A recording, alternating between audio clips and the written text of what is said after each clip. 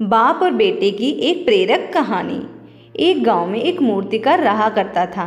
वह काफ़ी खूबसूरत मूर्ति बनाया करता था और इस काम से वह अच्छा कमा भी लेता था। उसे एक बेटा हुआ। उस बच्चे ने बचपन से ही मूर्तियां बनाना शुरू कर दी। उसका बेटा भी बहुत अच्छी मूर्तियां बनाया करता था और बाप अपने बेटे के कामयाबी पर खुश होता था। लेकिन हर बार बाप अपने बेटे की बनाई हुई मूर्ति पर कोई ना कोई कमियां निकाल दिया करता था। उसका बाप कहता था, बहुत अच्छी मूर्ति बनाई है, लेकिन अगली बार इस कमी को दूर करने की कोशिश करना। बेटा भी कोई शिकायत नहीं करता था। वह अपने बाप की सलाह पर अमल करते हुए मूर्तियों को और भी बेहतर करने लगा।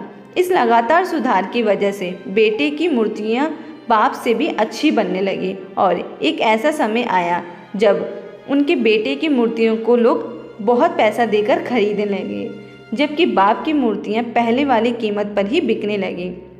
बाप अब भी उसके बेटे की बनाई हुई मूर्तियों पर कमियां निकालता रहता, लेकिन बेटे को अब यह अच्छा नहीं लगता था। लेकिन फिर भी वह उन कमियों पर सुधार करता रहता। एक समय ऐसा भी आया जब बेटे की सब्र ने जवाब दे दिया। बाप जब कमियां निकाल रहा था तब बेटा बोला, अब ऐसे मेरी मूर्तियों पर कमियां निकाल रहे हैं जैसे कि आप बहुत बड़े मूर्तिकार हैं। अगर आपको इतनी ही समझ होती तो आपकी मूर्तियाँ इतनी कम दाम पर नहीं बिकती। मुझे नहीं लगता कि मुझे आपकी सलाह लेने की ज़रूरत है। मेरी मूर्तियाँ बहुत अच्छी हैं।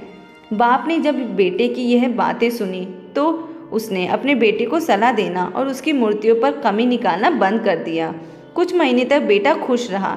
फिर उसने यह ध्यान दिया कि लोग अब उसकी मूर्तियों की इतनी तारीफ नहीं करते जितनी पहले किया करते थे। उसकी मूर्तियों का दाम बढ़ना भी कम हो गया। शुरू में तो बेटे को कुछ समझ नहीं आया, लेकिन फिर वह अपने बाप के पास गया और उसने अपने बाप को समस्या के बारे में बताया। बाप ने बेटे को बहुत शांति से समझाया, जैसे कि उसे पहले ही पता था कि एक दिन ऐसा भी समय आएगा। बेटे ने बाप से पूछा, क्या आप जानते थे कि ऐसा होने वाला है? बाप ने कहा, हाँ, क्योंकि आज से कई सालों पहले मैं भी इसी हालात से गुजरा था। बेटे ने सवाल किया, तो फिर आपने मुझे समझाया क्यों नहीं? बाप ने जवाब दिया, क्योंकि तुम समझना नहीं चाहते थे। मैं जानता हूँ कि तुम्हारी जितनी अच्छी मूर्तियाँ मैं नहीं बनाता, और यह भी हो सकता है कि मूर्तियों के बारे में मेरी सलाह गलत हो, और ऐसा भी नहीं है मेरी सलाह की वजह से तुम्हारी मूर्तियाँ बेहतर बनी हों।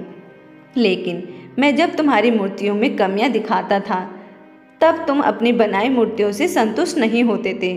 तुम खुद को बेहतर करने की कोशिश करते थे और वही बेहतर होने की कोशिश तुम्हारी कामयाबी का कारण था। लेकिन जिस दिन तुम अपने काम से संतुष्ट हो गए और तुमने जब ये मान लिया कि इसमें अब बेहतर होने की कोई ज़रूरत ही नहीं है, तब तुम्हारी कोशिश भी रुक गई।